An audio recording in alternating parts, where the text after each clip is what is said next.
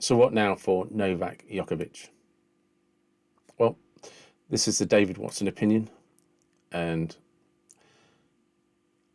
obviously tennis-wise he's going to be fine. He's going to be fine. I think we're going to look back on this and think it's an almighty cock-up.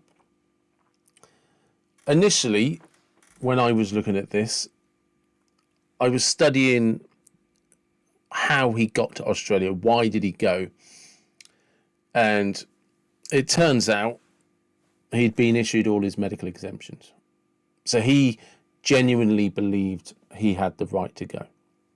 That's how we got there, that he landed in Melbourne. Turns out now there may have been a lot of pressure from the Australian Tennis Open or the Australian Tennis Federation who are pressuring people to find ways to give out these medical exemptions, shall we say. Whatever it was, it became irrelevant. He got detained, had a court case, won his appeal, and even the judge said he jumped for every hoop you wanted him to do. I'm paraphrasing. But what else do you want him to do? And then it came out that he'd been to Spain and he hadn't put that on his visa form. Now, I know lots of people saying, well, he should know what's on his visa form, etc., etc. But look, I've worked for a passport and visa agency in the past. If you're a person that has a team that take care of your personal affairs, you don't fill in forms for yourself. That's just how it is. The CEO, the managing director, etc., he doesn't fill in the visa form for a business trip. That's his secretary's job. That's why you have secretaries. That's why you have personal assistants. They do those tasks for you. Whether there was a discussion about not declaring that you'd been to Spain, you're an idiot if that's the case. It could just be a general oversight. But the thing that I find farcical in all of this is not Djokovic's behaviour, which I'll get to that. It's Australia not being clear enough. You should just have a rule that says if you're not vaccinated, you can't come in. Now, I'm not pro-vaccine, I'm not anti-vaccine, I'm not on a platform to moan about the situation. But you've had some of the strictest, toughest lockdowns on your own people anywhere in the world. And you're giving people exemptions. Now, to be perfectly honest, those exemptions, medical or not, should only apply to your own citizens. I.e., I want to come home. That's the end of it. If somebody isn't a citizen of your country and you have a strong vaccine mandate, you should just apply that to everybody. And then you don't get into this mess where people are like, you prove you had a vaccine or you can't come in. Not, oh, you can be medically exempt, you can be this, you can be that. It's farcical. And it's actually caused unnecessary aggravation and hatred. On one hand, you've seen a lot of tennis players come out and call him out.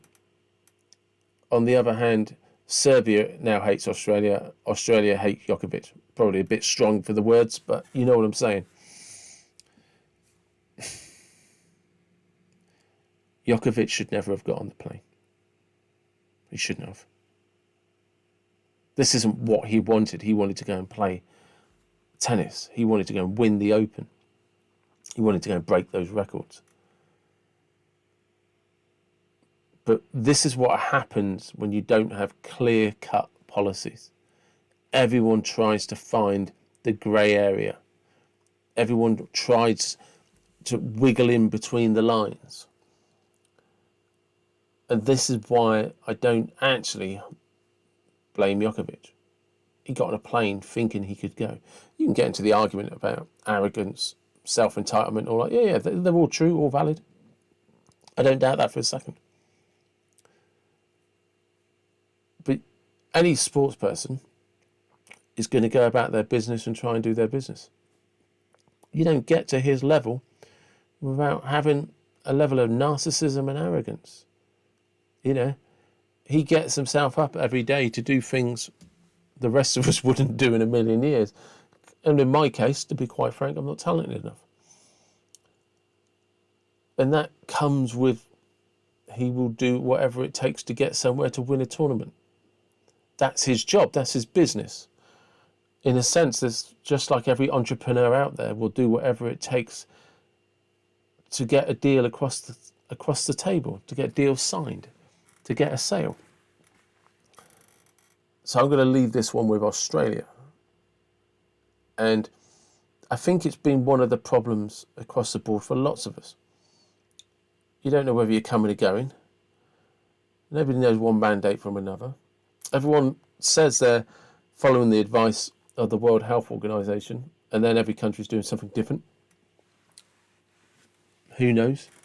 But what we do know is he has now been deported and potentially has a 3-year ban from Australia. So at 34, he might never have another Australian Open in him. Welcome to the real world, Novak. It's the same world we all live in. But I do wish you well. I hope we can see you at Wimbledon and possibly the French Open, maybe the US Open. And I actually just genuinely wish countries would be bloody clear about their vaccine mandates, their vaccine policies, and not have loopholes that people can try and jump through. Because if you remove those loopholes, no one's going to be trying to jump through them. And you can just make it really simple. If you're not vaccinated, you can't come in. The only exemption we offer is to Australian citizens. That's my thoughts. Leave your comments below. Ask me any questions. Let me know what you think. Thanks.